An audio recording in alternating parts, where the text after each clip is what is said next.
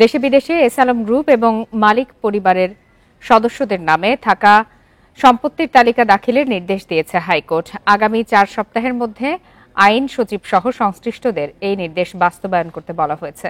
রবিবার বিচারপতি মোহাম্মদ কামরুল হোসেন মোল্লা ও বিচারপতি কাজী জিনাত হকের সমন্বয়ে হাইকোর্ট বেঞ্চ এই আদেশ দেন। একই সঙ্গে বিদেশে থাকা এস আলম গ্রুপের সম্পদ ফিরিয়ে আনতে পদক্ষেপ নিতে কেন নির্দেশ দেওয়া হবে না তা জানতে চাওয়া হয় রুলে।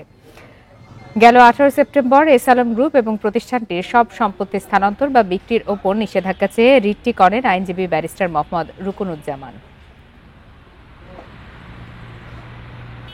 সম্পত্তির একটা তালিকা তাদের নাম, পরিবারের নামে এবং এস আলম গ্রুপ শেয়ার হোল্ডারদের নামে যা যা আছে সমস্ত স্থাবর সম্পত্তির একটা তালিকা চাওয়া হয়েছে। এটা 4 সপ্তাহের মধ্যে